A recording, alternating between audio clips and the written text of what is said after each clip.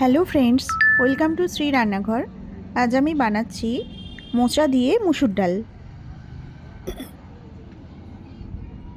এর জন্য আমি ডুমো ডুমো করে আলু কেটে নিয়েছি, বেগুন কেটে নিয়েছি, মুসুর ডালটা ভালো করে ধুয়ে রেখেছি আর মোচা কেটে জলে দিয়ে রেখেছি।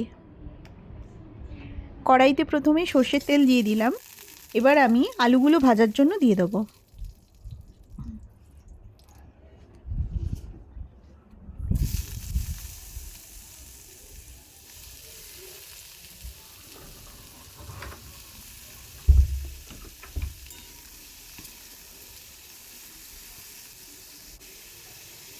একটু ঢাকা দিয়ে আলুগুলো ভেজে নিচ্ছি।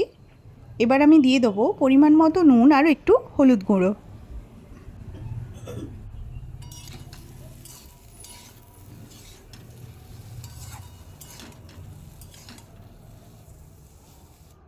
মোচাটাও আমি প্রেসার কুকারে নুন হলুদ দিয়ে সেদ্ধ করে নিচ্ছি। আলু কষানো হয়ে গিয়েছে, এবার বেগুনগুলো দিয়েও আমি কষিয়ে নেব।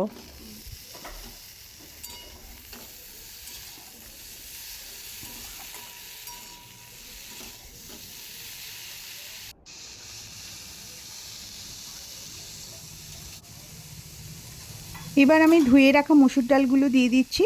মসুর ডাল দেওয়ার পর 1 থেকে 2 মিনিট মতন আমি এটা ভালোভাবে একটু ভেজে নেব।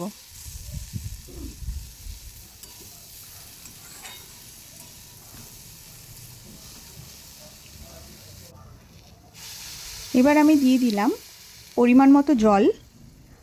এই জলের মধ্যেই আলু, বেগুন আর মসুর ডাল ভালোভাবে সেদ্ধ হয়ে যাবে।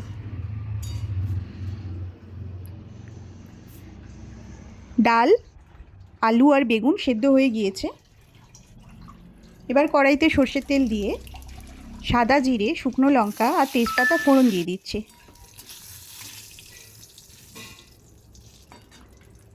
ফোড়নের সুগন্ধ বেরোলে আমি দিয়ে দেবো 1/2 চামচ মতো রসুন বাটা।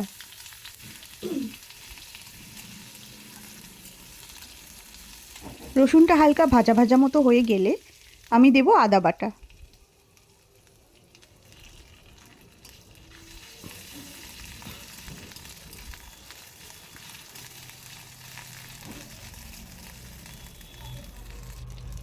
এবার আমি দিয়ে দিচ্ছি টমেটো কুচি। সামান্য একটু জল দিয়ে আমি মশলাটা ভালোভাবে কষিয়ে নেব। সামান্য একটু হলুদ গুঁড়ো দিয়ে দিচ্ছি।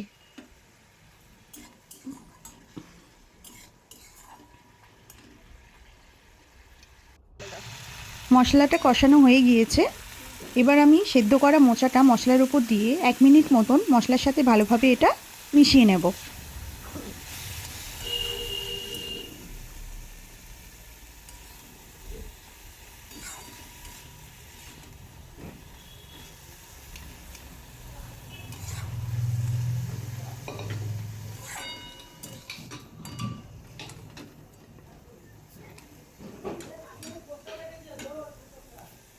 একটা গুঁড়ো মশলা আমি রেডি করে নিয়েছি। এটা হচ্ছে জিরে আর গরম মশলা ড্রাই রোস্ট করে গুঁড়িয়ে নেব।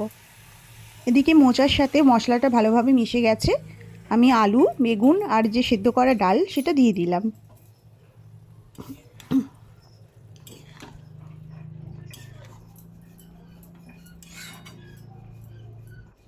অল্প পরিমাণে একটু জল দিয়ে দেব, খুব বেশি জল দেব না, এটা মাখা মাখা মতো হবে।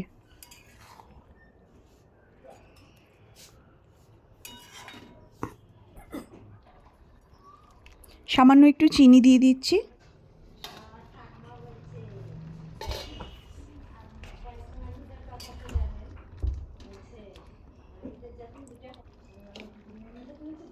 এবার যে মশলাটা গুঁড়িয়ে রেখেছিলাম সেটা আমি দিয়ে দিলাম।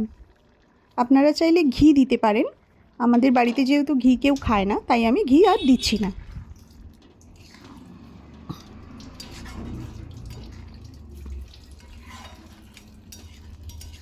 মোচার ডাল একদম রেডি হয়ে গিয়েছে।